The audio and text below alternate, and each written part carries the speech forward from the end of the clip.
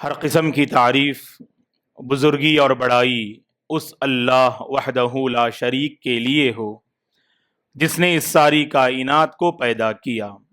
درود اور سلام ہو رحمت للعالمین خاتم النبیین محمد عربی صلی اللہ علیہ وسلم پر، جنہوں نے دعوت اور تربیت کے باب میں اپنی امت کی بے انتہا فکر فرمائی۔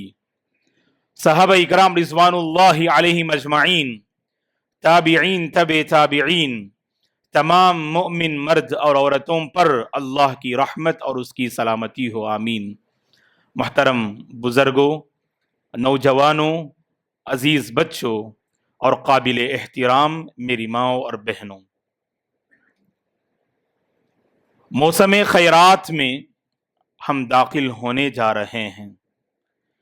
ایسا موسم جس پر اللہ نے قرآن مجید میں قسم کھائی، اعوذ باللہ من الشیطان الرجیم، بسم اللہ الرحمن الرحیم، والفجر ولیال عشر۔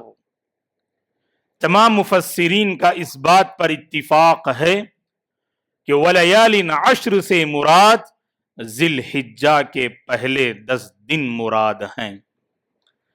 ایک ایسے موسم میں ہم داخل ہونے جا رہے ہیں جس کی فضیلت اور اہمیت کو واضح کرتے ہوئے لسان نبوت نے فرمایا صلی اللہ علیہ وسلم نے، ما من ایام العمل الصالح فیہن احب الی اللہ منہ فی ہذہ الایام العشر۔ ان 10 دنوں میں کیے جانے والے اعمال، ان 10 دنوں میں کی جانے والی عبادتیں، ان 10 دنوں میں کی جانے والی بندگی اللہ کو بہت پسندیدہ اور محبوب ہیں۔ ایک ایسے موسم میں ہم داخل ہونے جا رہے ہیں، اس موسم میں ہمارے نفوس کی تربیت ہوتی ہے، اس موسم میں ہمارے دلوں کی تربیت ہوتی ہے، ہمارے افکار کی تربیت ہوتی ہے، ہمارے خیالات کی تربیت ہوتی ہے۔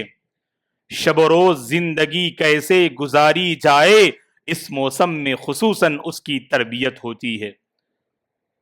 اور ان 10 دنوں کی اہمیت اور فضیلت اس لیے امام ابن حجر رحمت اللہ علیہ نے فتح الباری میں ذکر کیا کہ لِمَكَانِ اجْتِمَاعِ أُمَّهَاتِ الْعِبَادَةِ فِيهِ وَهِيَ الصَّلَاةُ وَالصِّيَامُ وَالصَّدَقَةُ وَالْحَجُّ وَلَا يَأْتِي ذَلِكَ فِي غَيْرِهِ۔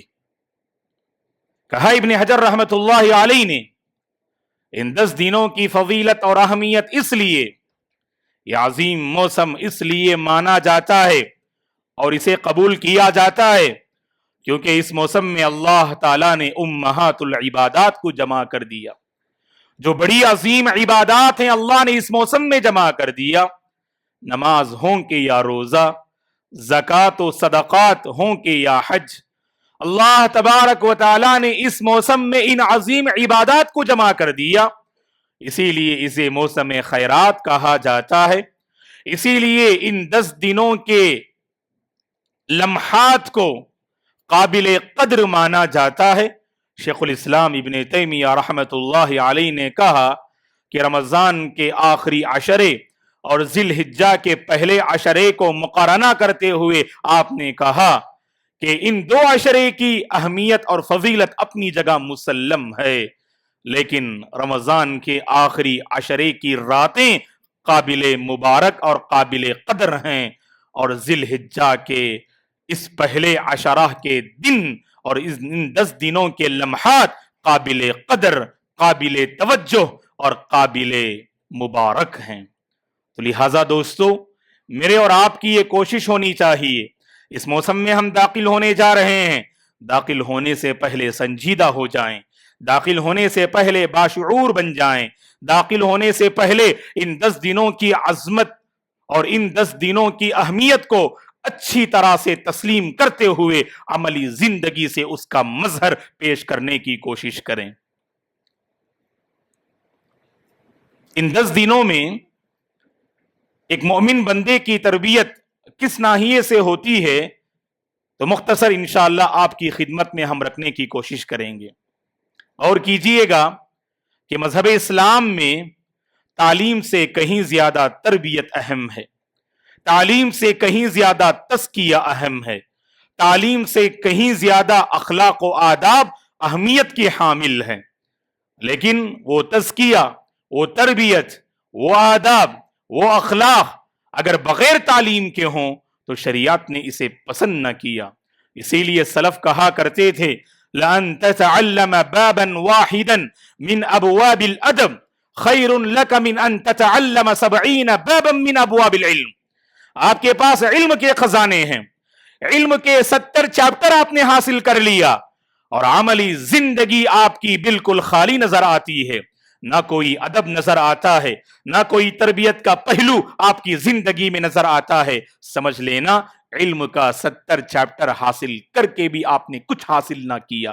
اسی لیے اسلاف اپنے بچوں کو مدارس اور شرعی علوم حاصل کرنے کے لیے جب اپنے گھروں سے روانہ کرتے تو یہ نصیحت کا پیغام ضرور اپنے بچوں کی خدمت میں پیش کیا کرتے کہ علم ادب کا ایک چیپٹر حاصل کرنا، تربیت کا ایک چیپٹر حاصل کرنا، یہ کہیں زیادہ بہتر ہے علم کے 70 چیپٹر حاصل کرنے سے۔ تو لہٰذا دوستو تربیت پہ توجہ دیجیے، آداب و اخلاق پہ توجہ دیجیے، تزکیہ پر توجہ دیجیے گا، اور یہ شریعت آئی ہے ہمیں بنانے، نکھارنے اور سنوارنے کے لیے، اور یہ اللہ کی کرم فرمائی ہے کہ ایسے موسم اللہ عطا فرماتے ہیں تاکہ اس پر ہماری توجہ زیادہ ہو پائے، تاکہ ہم اپنے مقصد وجود پر گویا کہ توجہ دے پائیں۔ اسی لیے اللہ تعالیٰ ایسا موسم عطا فرماتا ہے۔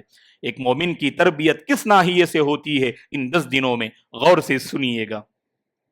ایک مومن کی تربیت بندگی پہ ہوتی ہے، ایک مومن کی تربیت بندگی پر ہوتی ہے، ایک مومن کی تربیت اللہ اور اس کے رسول کی اطاعت و فرما برداری پر ان 10 دنوں میں ہوتی ہے۔ قرآن مجید کی ایک آیت کریمہ کا حصہ خطبہ مسنونہ میں نے آپ کے سامنے پیش کیا، سورہ حج کی آخری آیت کریمہ کا ایک حصہ، جس میں اللہ تبارک و تعالی فرماتے ہیں وَجَاهِدُوا فِي اللَّهِ حَقَّ جِهَادِهِ، اس راہ بندگی میں اے اللہ کے بندو جیسی کوشش کرنی چاہیے، جیسی محنت کرنی چاہیے ویسی محنت کیا کرو، ویسی کوشش کیا کرو۔ اور یاد رکھنا یہ کوشش کیوں، راہ بندگی میں یہ انتھک محنتیں کیوں، یہ انتھک کوششیں کیوں؟ هُوَ اجْتَبَاكُمْ، اللہ نے تمہارا انتخاب کیا ہے، تم اللہ کے سلیکٹڈ بندے ہو۔ کروڑوں اور اربوں کی آبادی میں ہم دیکھتے ہیں اس راہ بندگی کے لیے اللہ نے میرے اور آپ کا انتخاب کیا ہے۔ ہمارے سر اور ہماری پیشانی صرف اللہ کے آگے جھکتے ہیں، یہ اللہ کی بہت بڑی کرم فرمائی ہے۔ دوستو ہمیشہ یاد رکھنا اپنے آپ کو اللہ کے حوالے کرنا، اپنے آپ کو اللہ کے حوالے کرنا۔ اسی لیے اس آیت کی تفسیر میں امام قرطبی رحمت اللہ علیہ نے بڑی بہترین بات فرمائی وَجَاهِدُوا فِي اللَّهِ حَقَّ جِهَادِهِ۔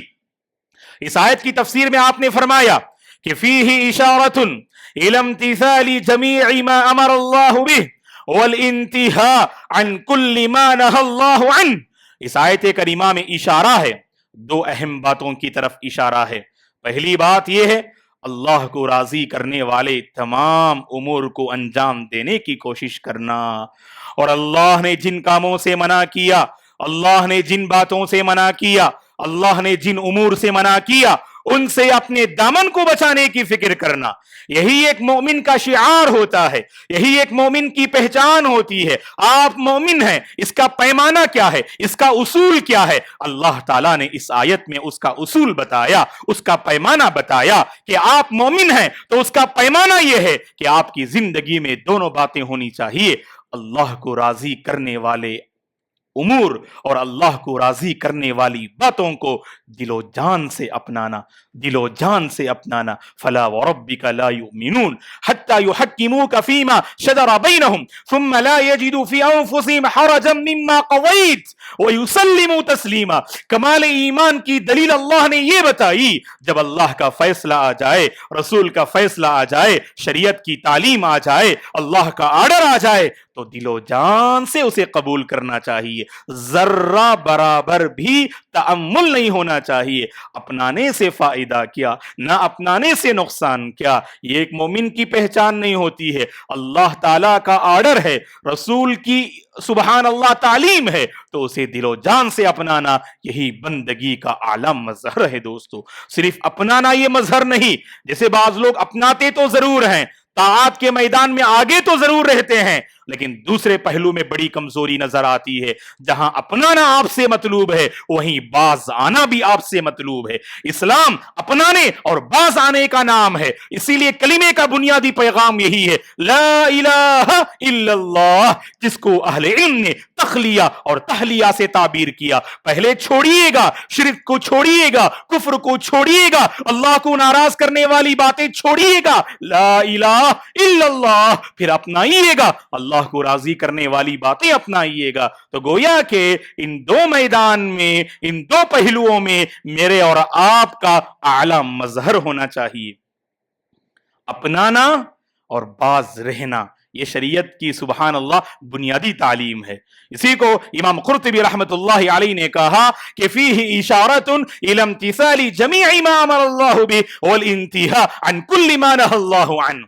شریعت نام ہے اپنانے کا، اللہ کو راضی کرنے والی باتیں، اللہ کو راضی کرنے والے کام اپنانے کا نام شریعت ہے۔ وہیں پر اللہ کو ناراض کرنے والی بات ہے نا، اس سے اپنے دامن کو بچا لیجئے گا، اس سے اپنی زندگی کو بچا لیجئے گا، تبھی چل کر آپ نے بندگی کا اعلیٰ نمونہ پیش کیا۔ اور یاد رکھیں دوستو، یہ اسلام قدم قدم پر اپنے ماننے والوں سے بندگی چاہتا ہے، اپنے ماننے والوں سے اطاعت چاہتا ہے، اپنے ماننے والوں سے امتثال چاہتا ہے، اپنے ماننے والوں سے سبحان اللہ بندگی کا اعلیٰ نمونہ چاہتا ہے۔ اور یاد رکھیں کہ موقع ملا تو آپ بندگی کر بیٹھے، موقع ملا تو آپ نے رب کو راضی کر لیا، یہ ایک مومن کی پہچان نہیں، بلکہ مومن تو ہمہ وقت اپنے رب کو راضی کرنے کی کوشش کرتا ہے اور اپنے رب کو راضی کرنے میں کوشاں رہتا ہے۔ میری زندگی کا مقصد تیرے دین کی سرفرازی، میں اسی لیے مسلمان، میں اسی لیے نمازی۔ تو دوستو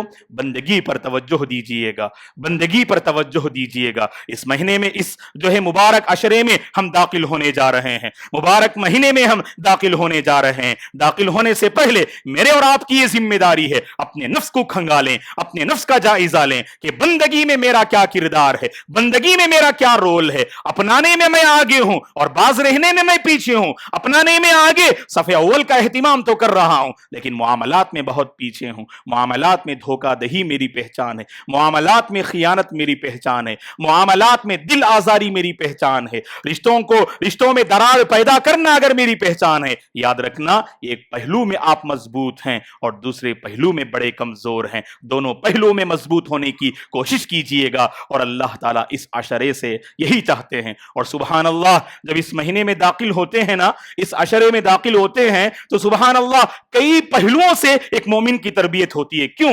کیونکہ ایک طرف نبی ابراہیم علیہ السلام کی پاکیزہ سیرت ہمارے سامنے آتی ہے، تو دوسری جانب حج کے مناسک ہمیں یاد آتے ہیں، تو تیسری جانب عرفے کا وہ روحانی سما، وہ روحانی ماحول ہمارے ذہنوں میں آتا ہے۔ تو گویا کہ اس عشرے میں سبحان اللہ بہت پہلوؤں سے ایک مومن کی تربیت ہوتی ہے۔ قربانی کی وہ عظیم عبادت ہمیں یاد آتی ہے اس عشرے میں داخل ہونے سے۔ تو میرے اور آپ کی یہ ذمہ داری ہے کہ ان سارے پہلوؤں کو سامنے رکھتے ہوئے اپنے نفس کی تربیت کریں، بندگی پر قائم رہنے کی کوشش کریں۔ اور بندگی کی اگر بات کریں، ابراہیم علیہ السلام کی زندگی جس میں ہمیں بہترین سبحان اللہ نمونہ ملتا ہے، بہترین مثال ہمیں ملتی ہے۔ اسی لیے اللہ نے قرآن مجید میں آپ کی تعریف کرتے ہوئے کہا، ان ابراہیم کان امہ قانتا للہ۔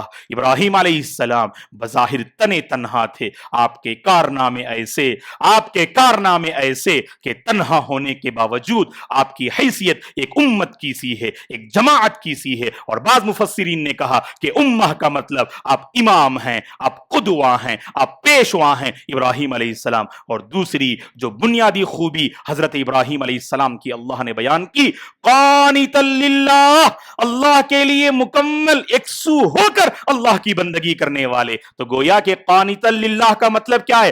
حالات ایک مومن بندے کا رخ موڑ نہیں سکتے.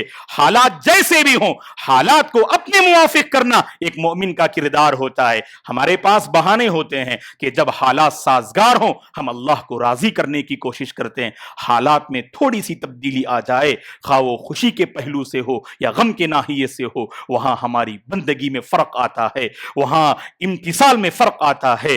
نبی ابراہیم علیہ السلام کے متعلق اللہ نے کہا قانتا للہ, کہ صرف آپ بندگی کے اعلیٰ مظہر پر قائم نہ تھے بلکہ آپ نے اپنے بیٹے کی بھی ایسی ہی تربیت فرمائی. اسی لیے بیٹے کی زبان سے یہ الفاظ نکلے افعل ما تؤمر, اے ابو جان جس بات کا آپ کو حکم دیا جا رہا ہے آپ اسے بجا لائیے گا, اسے آپ بجا لائیے گا. افعل ما تؤمر, یہ میرے اور آپ کی پہچان ہونی چاہیے. افعل ما تؤمر, یہ میرے اور آپ کی زندگی کا شعار ہونا چاہیے. جب بھی ٹکرا ہوا ہے ہماری اپنی خواہشات اور اللہ کی مرضی میں, تو خواہشات کے حوالے سے یہ کہیں کہ اللہ کو راضی کرنے کی خاطر یہ خواہش قربان کرنا میرے لیے گوارا ہے, لیکن اللہ کو کبھی میں ناراض نہ کر نہیں سکتا کیونکہ اللہ نے میرا انتخاب کیا ہے اس دین کے لیے. هو اجتباکم وما جعل علیکم فی الدین من حرج ملت ابیکم ابراہیم. ایک مومن کی تربیت ان 10 دنوں میں اس ناحیے سے بھی ہوتی ہے کہ اس دین کے لیے, اسلام کے لیے کچھ کر گزرنے کا حوصلہ اپنے اندر رکھیے گا. نعمت تو ہمیں ملی, نعمت کی ناقدری ہو رہی ہے نا. نعمت کی ناقدری کیسے ہوتی ہے؟ اس نعمت کو آپ نے پہچانا نہیں تو گویا کہ نعمت کی ناقدری ہوئی. اس نعمت کو آپ نے دوسروں میں منتقل کیا نہیں تو نعمت کی ناقدری ہوئی. تو نعمت تو ہمیں ملی, یہ میرے اور آپ کی ذمہ داری کیا ہے دوستو کہ سبحان اللہ اس دین کی خاطر, اس نعمت کی خاطر ہم کچھ کر گزرنے کا حوصلہ اپنے اندر پیدا کریں. نبی ابراہیم علیہ السلام کی پاکیزہ سیرت کا پیغام یہی ہے. دین کی خاطر کیا کچھ نہ کیا آپ نے, دین کی خاطر کیا کچھ نہ کیا آپ نے, سبحان اللہ, کہ دعوت کے حوالے سے سچی تڑپ اور قوم والوں کی آپ کے ساتھ بے وفائی, اس بے وفائی کو بھی آپ نے تسلیم کیا کہ صرف اللہ کو راضی کرنے کی خاطر. اور وہ طفیل بن عمر الدوسی رضی اللہ عنہ کا واقعہ آپ کے ذہن میں ہوگا. جب مکی زندگی میں آپ اسلام قبول کرتے ہیں, قبیلے دوس کے سردار تھے حضرت طفیل رضی اللہ عنہ. اسلام قبول کرنے کے بعد حضرت طفیل کے اندر کیا جذبہ پیدا ہوا؟ طفیل کے دل میں یہی جذبہ پیدا ہوا, اپنا لیا ہم نے توحید, قبول کر لیا ہم نے دین اسلام کو, چلو اس دین کی خاطر کچھ کرتے ہیں, اس دین کی خاطر کچھ جو ہے کرتے ہیں. لہٰذا اپنی قوم میں جاتے ہیں, قبیلے دوس میں جاتے ہیں, اور جو قوم کے توحید سے منحرف تھی, جو قوم کے شرک میں ملوث تھی, اس قوم کو آپ نے اللہ سے جوڑنے کی کوشش کی, بلایا, سمجھایا, اپنی طرف اور فکر کو قوم کے سامنے رکھا. قوم والوں نے آپ کی دعوت کو ٹھکرا دیا, مایوس نہ ہوئے, آپ بیزار نہ ہوئے, اور اپنے جو ہے سبحان اللہ اس کوشش سے آپ تھکے نہیں, خدمت رسول میں حاضر ہوئے, اور حاضر ہو کر اللہ کے نبی سے کہا یا رسول اللہ ان عوسا قد عصت فادعوا اللہ لہم. اے اللہ کے نبی, میری قوم قبیلے دوس نے میری دعوت کو ٹھکرا دیا, توحید کو اپنایا نہیں. کیا تڑپ تھی, کیا جذبہ تھا, کیا فکر تھی, یہی تڑپ میرے اور آپ کے اندر آنی چاہیے, یہی تڑپ میرے اور آپ کے اندر آنی چاہیے. کتنوں کو ہم دیکھتے ہیں گمراہ ہوتے ہوئے, بہکتے ہوئے, تڑپتے ہوئے, بلبلاتے ہوئے, لیکن ان کے سلسلے میں میرے اور آپ کے اندر کوئی ہمدردی نہیں آتی, کوئی غمخواری نہیں آتی, کوئی غم گساری نہیں آتی, کیونکہ ہم نے صرف جو ہے اپنی ذات کے لیے جینا سیکھا, اپنی قوم کے لیے جینا نہ سیکھا, اس دین کے لیے جینا نہ سیکھا. اللہ تعالیٰ کے اس دین کو لوگوں تک پہنچانے کی طرف ہمارے اندر پیدا نہ ہوئی. حضرت طفیل دیکھیے سبحان اللہ کیا فرماتے ہیں, اے اللہ کے نبی میں نے اپنی قوم کو سمجھایا, اس نے انکار کیا, آپ ان کے حق میں دعا کیجئے گا, آپ ان کے حق میں دعا کیجئے گا. اللہ کے نبی دعا کرتے ہیں اور اللہ کے نبی کی دعا رنگ لاتی ہے, اور جب دوبارہ جاتے ہیں اور اپنی قوم میں دعوت کا کام کرتے ہیں تو اللہ تعالی حضرت طفیل کو عظیم کامیابی سے سرفراز فرماتے ہیں, ایک بڑی تعداد کو لے کر خدمت رسول میں حاضر ہوتے ہیں. تو پیغام یہ ہے دوستو, پیغام یہ ہے, اس دین کے لیے کچھ کر گزرنے کا حوصلہ اپنے اندر پیدا کیجیے، اور قدم قدم پر ہماری تربیت ہوتی ہے۔ حاجی حضرات ہمارے ذہنوں میں آتے ہیں نا، اللہ اکبر، یہ عظیم عبادت کا پیغام بھی یہی ہے۔ اس راہ میں آنے والی ہر تکلیف کا مقابلہ ہم ایمان کے ساتھ، صبر کے ساتھ ہم کریں گے۔ حاجی حضرات سبحان اللہ، اس عظیم عبادت کو بجا لاتے ہوئے کتنی مشقتوں کا سامنا کرتے ہیں، کتنی اذیتوں کا مقابلہ کرتے ہیں، ہر تکلیف کو برداشت کرتے ہیں، ہر مشقت کا سامنا کرتے ہیں۔ ان کے ذہنوں میں صرف یہ بات ہوتی ہے، اللہ نے ہمیں دین سے سرفراز کیا، اس دین کی خاطر ہر مصیبت برداشت کر لیں، اس دین کی خاطر ہر تکلیف ہم برداشت کر لیں۔ تو یہ حوصلہ اپنے اندر پیدا کیجئے گا۔ صحابہ کرام کی زندگی کو ہم پڑھتے ہیں رضی اللہ عنہم، ان کی زندگی میں اللہ تعالیٰ نے مختصر سی مدت میں جو عظیم کامیابی عطا فرمائی، جانتے ہیں دوستو اس کامیابی کا راز کیا تھا؟ صحابہ کرام کی کامیابی کا اہم راز یہ ہے کہ صحابہ کبھی اپنی ذات کے لیے انہوں نے زندگی بسر نہ کی، اپنی قوم کی فکر، اپنی قوم کی فکر، اپنے قبیلے کی فکر، اپنے محلے کی فکر، اپنے رشتہ داروں کی فکر، گویا کہ اس دین کی خاطر کچھ کر گزرنے کا جو حوصلہ تھا صحابہ کے دلوں میں، اسی کی خاطر اللہ نے یہ عظیم مجدہ، یہ عظیم خوشخبری سنائی، رضی اللہ عنہم ورضوا عنہ۔ چلیے ہم بھی اس دین کی خاطر کچھ کر گزرنے کا حوصلہ اپنے اندر پیدا کرتے ہیں کہ خود بھی دین پہ قائم رہیں، اپنے گھر والوں کو بھی دین پر لانے کی کوشش کریں، آس پاس کے ماحول کو بھی دیندار بنانے کی کوشش کریں، اور جہاں جہاں رب کی ناراضگی اور نب کی نافرمانی ہو رہی ہو، میرے اور آپ کے ایمان میں اتنی توقع ہونی چاہیے کہ اسے دور کرنے، اسے مٹانے، اسے ختم کرنے اور اس کی جگہ فرما برداری لانے کا ہنر میرے اور آپ کے اندر ہونا چاہیے۔ دوستو چلیے آگے بڑھتے ہیں۔ اس جو ہے سبحان اللہ موسم میں ایک مومن کی تربیت اس ناحیے سے بھی ہوتی ہے کہ سبحان اللہ یہ زندگی آزمائشوں سے عبارت ہے۔ دوستو کسی انسان کو آزمائش سے مفر نہیں، کوئی انسان آزمائش سے بچ نہیں سکتا۔ کامیاب وہ ہے جو آزمائش کے موقع پہ ثابت قدم رہے، کامیاب وہ ہے جو آزمائش کے موقع پر راہ توحید پہ باقی رہے، کامیاب وہ ہے جو آزمائش کے موقع پر بندگی کا جو ہے اعلیٰ نمونہ اللہ کے سامنے پیش کرے، کامیاب وہ ہے جو آزمائش کے موقع پر انبیاء کا جو عظیم کردار تھا اس عظیم کردار کو پیش کرنے کی کوشش کریں، کیونکہ ہم جانتے ہیں ہمارا یہ ایمان ہے، اس کائنات میں اللہ کی یہ ودیت کردہ سنت ہے، اللہ تعالیٰ ہر ایک کو آزماتے ہیں، کسی کو دے کے آزماتے تو کسی سے لے کے آزماتے، تو دے کر آزمانا یہ اللہ کی سنت ہے، لے کر آزمانا یہ اللہ کی سنت ہے۔ جب ملے تو اللہ کا شکر بجا لائیں، جب چھین لیا جائے تو صبر کا دامن مضبوطی سے تھامیں۔ ان 10 دنوں میں میرے اور آپ کی تربیت اسی پہلو سے ہوتی ہے، کیونکہ ان 10 دنوں میں نبی ابراہیم علیہ السلام کی پاکیزہ سیرت ہمارے ذہنوں میں آتی ہے۔ اللہ تعالیٰ نے قرآن مجید میں جو آپ کے متعلق فرمایا کہ اللہ نے آپ کو مقام امامت پہ فائز کیا، یہ مقام امامت سبحان اللہ یہ عظیم مقام آپ کو کیوں کر نصیب ہوا؟ اللہ نے اس کا جواب دیتے ہوئے فرمایا وَإِذِ ابْتَلَىٰ إِبْرَاهِيمَ رَبُّهُ بِكَلِمَاتٍ فَأَتَمَّهُنَّ قَالَ إِنِّي جَاعِلُكَ لِلنَّاسِ إِمَامًا۔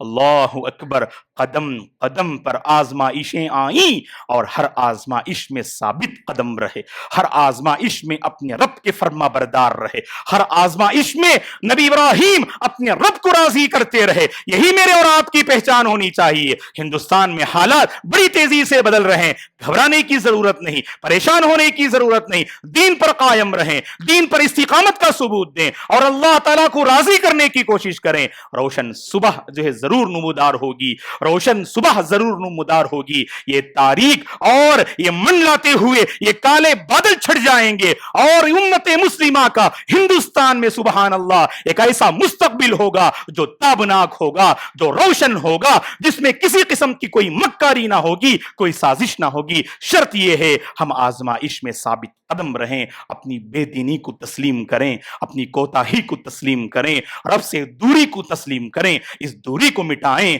اس کوتاہی سے توبہ کریں، اللہ سے قریب ہو جائیں، اللہ سے اپنے تعلق کو مضبوط کر لیں۔ یہ موسم آیا ہے اللہ سے قریب کرنے کے لیے، یہ موسم آیا ہے کوتاہیوں کو دور کرنے کے لیے، یہ موسم آیا ہے اللہ کو راضی کرنے کے لیے، یہ موسم آیا ہے اللہ کو منانے کے لیے۔ تو منانا یہ میرے اور آپ کا ہنر ہے، اس ہنر میں جو ہے آگے بڑھنے کی کوشش کیجئے گا دوستو۔ تو گویا کہ اس موسم میں تربیت یہ ہوتی ہے، ہزار آزمائشیں سہی، ہزار مصیبتیں سہی، ہزار اذیتیں سہی، ہم اپنے دین پہ ثابت قدم رہیں گے، اپنے ایمان پہ باقی رہیں گے، اور سبحان اللہ کسی بھی قیمت میں ہم اپنی ایمان کا سودا نہیں کریں گے۔ کتنے اللہ کے بندے ہیں جو درہم و دینار کے پجاری ہیں، جو درہم و دینار کے پجاری ہیں، کل تک بڑے دیندار تھے، کل تک بڑے دیندار تھے، درہم و دینار کی کہ ایسے پجاری بنے، اپنے ایمان کا سودا کر دیا، اپنے تقوی کا جو ہے سودا کر دیا،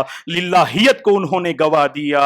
اور اس حدیث کے مصداق اللہ کے نبی نے فرمایا بادروا بالاعمال فتنا كقطع الليل المظلم يصبح الرجل مؤمنا ويمسي كافرا ويمسي مؤمنا ويصبح كافرا يبيع دينه بعرض من الدنيا۔ اس کی تصویر قدم قدم پہ ہمیں نظر آئے گی۔ کتنے اللہ کے بندے ہیں جو کل تک بڑے نیکوکار تھے، آج دنیا کے مت والے ہو گئے۔ کتنے اللہ کے بندے ہیں جو کل تک بڑے نیک اور متقی تھے، آج انہوں نے تقوی کا لباس اتار دیا اور دینداری کا اور بے دینی کا لباس جو ہے پہن لیا۔ بے دینی کا لبادہ جو ہم اوڑے ہوئے ہیں اسے نکال پھینکنے کی ضرورت ہے اور دینداری کا لباس پہننے کی ضرورت ہے دوستو۔ ان 10 دنوں میں ایک مومن کی جو تربیت ہوتی ہے وہ اس ناحیے سے غور سے سنیے گا۔ سبحان اللہ، قربانی دینے کا ہنر رکھنا چاہیے، یہ ہر کسی کے بس کی بات نہیں ہوتی ہے۔ ایک مومن ہمہ وقت قربانی پیش کرتا ہے، قربانی سے ہماری یہ تربیت ہوتی ہے۔ صرف جانور پر سبحان اللہ چھری چلانا یہ اصل قربانی نہیں، اپنی خواہشات پہ آپ چھری چلائیے۔ اللہ کو راضی کرنے کی خاطر ہر قسم کی قربانی ہمہ وقت دینے کے لیے تیار رہیے، یہی ایک مومن کا کردار ہوتا ہے۔ مال کی قربانی ہم سے مطلوب ہے، خواہشات کی قربانی ہم سے مطلوب ہے، وقت کی قربانی ہم سے مطلوب ہے۔ وقت پڑنے پر ہم اپنی جان کا نذرانہ بھی اللہ کے سامنے ضرور پیش کر کے رہیں گے، یہی ایک مومن کا کردار ہوتا ہے۔ تو قربانی پیش کیجئے گا، اور ایک بات ذہن میں رکھیے، جو قوم قربانی دیتی ہے نا وہ قوم دوسروں کو دینے کا حوصلہ رکھتی ہے اور دینے کا ہنر اس کے پاس ہوتا ہے، اور جو قوم قربانی نہیں دیتی وہ دینے کی پوزیشن میں نہیں ہوتی ہے، صرف لینے کی پوزیشن میں ہوتی ہے۔ آپ بتائیے گا آج ہمارا اپنا ماحول کیا ہے؟ تعلیم کے میدان میں ہوں، تربیت کا جو ہے معاملہ ہو، ہر میدان میں قربانی مطلوب ہے۔ ہمارے طلبہ علم کی خاطر قربانی دینے کے لیے تیار نہیں، اسی لیے جوانی کا ایسا سنہرا دور جہاں دینے کی پوزیشن میں ہم ہونا چاہیے، آج صرف ہم لینے کی پوزیشن میں ہیں۔ آج وہ قوم کبھی ترقی کر نہیں سکتی جو قربانی دینے کا ہنر نہ رکھے، وہی قوم ترقی کرتی ہے، وہی قوم اس دھرتی پر دوسروں کے حق میں باعث رحمت ثابت ہوتی ہے جو قوم قربانی پیش کرنے کا ہنر اپنے اندر رکھے۔ میں خاص کر نوجوانوں سے گزارش کروں گا، طلباء اور طالبات سے میں گزارش کروں گا، یہ زندگی نام ہے قربانی پیش کرنے کا۔ آپ آگے بڑھنا چاہتے ہیں، قوم کو کچھ دینا چاہتے ہیں تو کچھ کھونے کا ہنر رکھیے۔ کھونے سے میری مراد کیا ہے؟ بھلائیاں کھونا نہیں ہے، اپنی خواہشات ہمیں کھونی ہے۔ اللہ کو راضی کرنے کی خاطر اس راہ میں آنے والی سبحان اللہ ہر مشکل گھڑی کا ہم سامنا کریں گے، لیکن قربانی ضرور پیش کر کے ہم رہیں گے۔ یہ سبق ہمیں حاصل کرنا ہے، کیونکہ تاریخ اس قوم کو یاد رکھتی ہے جس قوم کا شعار قربانی ہو، اور تاریخ اس کو مٹا دیتی ہے جس قوم کا شعار قربانی نہ ہو۔ صحابہ کی زندگی میں کتنی قربانیاں، سبحان اللہ، ایک طویل چیپٹر ہے۔ سبحان اللہ، صحابہ کی پہچان ہی کیا تھی دوستو؟ قربانی نا، خواہشات کو قربان کیا نا۔ میرے اور آپ کا ایمان جائزہ لے کر دیکھیے، سبحان اللہ، ہم اس دین کی خاطر اپنی ایک معمولی خواہش، ایک معمولی عادت کو قربان نہیں کر سکتے۔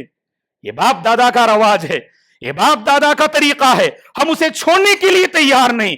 واضح کیا جاتا ہے، سمجھایا جاتا ہے، بھائی یہ خلاف سنت ہے، یہ راہ بدعت ہے، یہ اللہ کو ناراض کرنے والی بات ہے۔ کیا ہمارے اندر اتنا ایمان ہے اللہ کو راضی کرنے، سنت کو اپنانے، صراط مستقیم پر گامزن رہنے کے لیے کیا ہم اپنی خواہش کو قربان کرتے؟ کتنی مرتبہ نوجوانوں سے کہا جاتا کہ اپنے ٹخنوں کے نیچے کپڑے مت لٹکائیے گا، اللہ کو ناراض کرنے والی یہ بات ہے۔ ہمارے نوجوان تیار نہیں، مغربی تہذیب کے ایسے دل دادا کہ اس ایک عادت کو چھوڑنے کے لیے تیار نہیں۔ یہ اتنا کمزور ایمان ہے دوست۔ شب و روز اپنا جائزہ لے کر دیکھیں، شب و روز اپنا جائزہ لے کر دیکھیں۔ ہم سنت کی قربانی کر دیتے ہیں، ہم تعلیمات شریعت کی قربانی کر دیتے ہیں، لیکن دنیا کے حوالے سے کوئی قربانی ہم دینے کے لیے تیار نہیں۔ واضح ہے، کیا واضح ہے؟ کیونکہ ہم نے اس دنیا کو اپنے دلوں میں آباد کیا اور آخرت کو، دین کو دلوں سے خارج کر دیا۔ صحابہ کی سب سے بڑی پہچان کیا تھی؟ حالانکہ جانتے ہیں آپ، شراب کی لت جسے لگ جائے اللہ حفاظت فرمائے، اللہ نوجوانان کی حفاظت فرمائے، ہر نشہ والی چیز سے اللہ پوری نوجوان نسل کی اللہ حفاظت فرمائے۔ شراب کی لت جسے لگ جائے نا، وہ چھوڑنا بہت مشکل ہے، لیکن ایمان ہونا ہر قسم کی قربانی دینا وہاں آسان ہے۔ صحابہ کرام کے کانوں سے جب اللہ کا یہ حکم ٹکرایا، یہ نہیں پوچھا صحابہ نے اے اللہ کے نبی کیا تھوڑا سا لے سکتے ہیں، ہفتے میں ایک مرتبہ لے سکتے ہیں، غم اور پریشانی کے موقع پہ لے سکتے ہیں، اللہ کی قسم ایک واقعہ بتائیے گا آپ۔ صحابہ کرام کا ایسا سبحان اللہ قربانی کا جذبہ تھا کہ جیسے ہی کانوں سے اللہ کا یہ حکم ٹکرایا، عملی زندگی سے اس کا نمونہ پیش کیا۔ کانوں سے ایسے بہت ساری تعلیمات ٹکراتی ضرور ہیں، لیکن ایک کان سے سنا اور دوسرے کان اسے پار کر دیا، اپنی عملی زندگی میں اسے لائیے۔ یہ قربانی کی سب سے اعلیٰ مثال ہے دوستو۔ اور آخر بات یہ ہے، غور سے سنیے گا، ایک مومن کی تربیت ان 10 دنوں میں کس ناحیے سے ہوتی ہے؟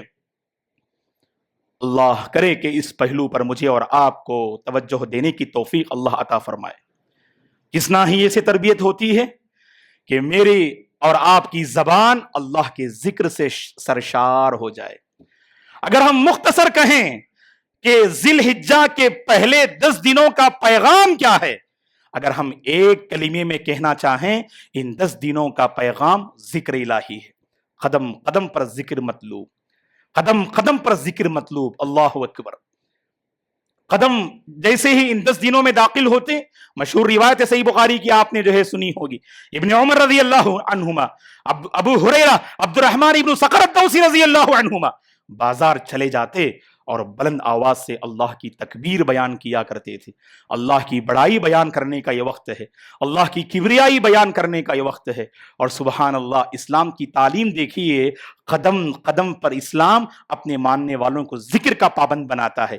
کھانے سے پہلے ذکر، کھانے سے فارغ ہونے کے بعد ذکر، سونے سے پہلے ذکر، سو کر اٹھنے کے بعد ذکر، اپنی ضرورت پوری کرنے کے لیے جا رہے ہیں تب بھی ذکر، اور وہاں سے فارغ ہونے کے بعد آئیں تب بھی ذکر۔ اوپر چڑھ رہے ہیں اللہ کی بڑائی، اور نیچے اتر رہے ہیں تو سبحان اللہ اللہ کی تسبیح۔ کوئی تعجب خیز معاملہ آپ نے سنا تو سبحان اللہ۔ گھر سے باہر نکلتے ہوئے بسم اللہ توکلت علی اللہ ولا حول ولا قوت الا باللہ۔ صبح کے اذکار، شام کے اذکار، فرض نمازوں کے بعد کے اذکار، سبحان اللہ۔ ایک مومن بندے کی زندگی ذکر سے جڑی ہوئی ہوتی ہے۔ معاف کرنا دوستو، یہ عبادت جس قدر آسان ہے اسی قدر اسے اپنانا بہت مشکل ہے۔ میرے اور آپ کی زبان کیا اللہ کے ذکر سے تر ہے؟ جانتے ہیں بہت کچھ، بعض اذکار تو ایسے سبحان اللہ ہمیں اسے کہنے کی بھی ضرورت نہیں، بچپن سے آپ سنتے ہیں آپ، لیکن کیا ہماری زبان اللہ کے ذکر سے تر ہو رہی ہے؟ سبحان اللہ و بحمدی سبحان اللہ العظیم، لا حول ولا قوت الا باللہ، اللہ اکبر، لا الہ الا اللہ، سبحان اللہ، استغفر اللہ جیسے مبارک اذکار ہم جانتے ہیں، اور ان 10 دنوں میں خصوصاً سبحان اللہ اس کی پابندی مطلوب ہے، لیکن ہم پابندی کر نہیں پاتے۔ جانتے ہیں کیوں؟ کیونکہ ہماری زبانوں کو اللہ نے ذکر کی توفیق سے محروم کر دیا۔ محرومی ہے دوستو، اسے مانیے گا۔ اگر ہماری زبان اللہ کے ذکر کو لے کر اگر سنجیدہ نہیں ہے، اس زبان سے اللہ نے کس کو چھین لیا؟ توفیق کو چھین لیا، توفیق کو چھین لیا۔ یہ توفیق کیوں چھین جاتی ہے معلوم؟ سیاہ کاریوں کی وجہ سے، نافرمانیوں کی وجہ سے، اور ہمارے جو رنگ بدلتے ہیں نا ہم، اس کی وجہ سے بھی اللہ تعالیٰ زبان کو ذکر سے محروم کر دیتے ہیں۔ اسلاف کہا کرتے تھے، اللہ اکبر، جب اس قول پہ ہم نظر ڈالتے ہیں نا واللہ راؤنڈ پہ کھڑے ہو جاتے۔ اسلاف کہا کرتے تھے من علامت النفاق ثقل الذکر علی اللسان فتوب الی اللہ فیخف الذکر علی لسانک۔ جانتے ہیں منافق کی پہچان کیا ہے؟ جب ذکر کرتے ہوئے اس کی زبان بوجھل محسوس کرے گی، اس کا جسم بوجھل محسوس کرے گا، من کرے گا کہ ذکر کو ختم کر دیں۔ اگر ایسی کیفیت محسوس کرو نا، سمجھ لینا تمہارے دلوں میں نفاق ہے، تمہارے دلوں میں نفاق ہے، اس لیے زبان پر ذکر جاری نہیں۔ اللہ سے رجوع کیجئے، سچی توبہ کیجئے، اللہ تعالیٰ اس ذکر کو زبان پہ آسان فرما دیں گے انشاءاللہ، کیونکہ اللہ نے قرآن میں کہا وَلَا يَذْكُرُونَ اللَّهَ إِلَّا قَلِيلًا، یہ منافقین اللہ کو نہ کے برابر یاد کرتے ہیں، اور اہل ایمان کے بارے میں کہا وَالذَّاكِرِينَ اللَّهَ كَثِيرًا وَالذَّاكِرَاتِ۔ تو کثرت سے ذکر کریں دوستو، اور گھر میں رہتے ہوئے، کاروبار کرتے ہوئے، تجارت کرتے ہوئے بلند آواز سے ذکر کیجئے، بلند آواز سے ذکر کیجئے۔ سونے سے پہلے دعا بلند آواز سے پڑھیے، سونے سے پہلے آیت الکرسی بلند آواز سے پڑھیے، کھانے سے فارغ ہونے کے بعد دعا بلند آواز سے پڑھیے، من باب التذکیر، لوگوں کو یاد دلانے کی خاطر ذکر کا ماحول ہم جاری کر سکتے ہیں۔ ہم شرم محسوس کرتے ہیں نا، جب خیر کی بات آئے تو اپنی زبان پر لانے میں شرم، جب شر کی بات آئے کوئی شرم محسوس نہیں۔ غیبت کرنے والے کو شرم ہوتی کیا؟ ہرگز شرم نہیں، حالانکہ غیبت کبیرہ گناہ ہے۔ ذکر کرنے والے کو شرم، پتہ نہیں لوگ کیا تانا دیں گے، لوگوں کے تانے سے گھبرائی مت، اور اللہ کی خاطر اگر کوئی ذکر کرتا ہے نا، اس کی نیت پہ حملہ مت کیجیے۔ بعض لوگ نیت پہ حملہ کرتے، ہاں بڑا متقی ہے، بڑا پارسا ہے، اپنے آپ کو بڑا نیک جتاتا ہے، کسی کی نیت پہ حملہ مت کیجیے گا اللہ کی خاطر، بلکہ اپنی زبان کو ہمیشہ اللہ کے ذکر سے تر رکھیے گا۔ یہ کہہ کر ہم اپنی گفتگو کو ختم کرتے ہیں۔ ایک صحابی نے اللہ کے نبی سے پوچھا، اے اللہ کے نبی، دین کی تعلیمات بے شمار ہیں، ایک ایسا عمل بتلائیے گا اس پر میں جڑ جاؤں اور اس سے میں چمٹ جاؤں۔ اللہ کے نبی نے فرمایا لا یزال لسانک رطبا من ذکر اللہ، تمہاری زبان ہمیشہ اللہ کے ذکر سے تر رہنی چاہیے۔ تو کوشش کریں دوستو کہ ہماری زبان اللہ کے ذکر سے جاری رہے، تر رہے۔ اس کا فائدہ یہ ہوگا جب ہماری روح قبض ہوگی انشاءاللہ تو ذکر الہی پر ہماری روح قبض ہوگی۔ اللہ مجھے اور آپ کو اس کی توفیق عطا فرمائے، آنے والے ان 10 دنوں کی قدر کرنے کی اللہ توفیق عطا فرمائے۔ قربانی جو عظیم عبادت ہے، اس عظیم عبادت میں پہل کرنے کی اللہ توفیق عطا فرمائے۔ ہمہ وقت اس دین کی خاطر، اللہ کو راضی کرنے کی خاطر ہر قسم کی قربانی کا نذرانہ پیش کرنے کی اللہ ہم سب کو توفیق عطا فرمائے۔ ان 10 دنوں میں خصوصاً لمحہ لمحہ قدر کرنے کی اللہ مجھے اور آپ کو توفیق عطا فرمائے۔ زندگی بھر بندگی کا اعلیٰ نمونہ پیش کرنے کی اللہ توفیق عطا فرمائے۔ ہم میں سے جو پریشان حال ہیں، تنگ دست ہیں، مجبور ہیں، اللہ تعالیٰ سب کی مدد فرمائے، سب کی پریشانیوں کو اللہ دور فرمائے۔ ہم میں سے جو مقروض ہیں، اللہ قرض ادا کرنے کے راستے آسان فرمائے۔ ہم میں سے جو کاروبار اور تجارت کے مسائل کو لے کر پریشان ہیں، اللہ تعالیٰ ان کے کاروبار اور تجارت میں برکتیں نازل فرمائے۔ ہم میں سے جو صحت کو لے کر پریشان ہیں، اللہ شفائے عاجلہ اور کاملہ نصیب فرمائے۔ اللہ جب تک اس دنیا میں ہم سب کو باقی رکھے، اس کے دین پر باقی رکھے، اور اسی کے دین پر اللہ مجھے اور آپ کو خاتمہ نصیب فرمائے۔ آمین۔ اقول قولی ھذا واستغفر اللہ لی ولکم ولسائر المسلمین من کل ذنب فاستغفروہ انہ الغفور الرحیم۔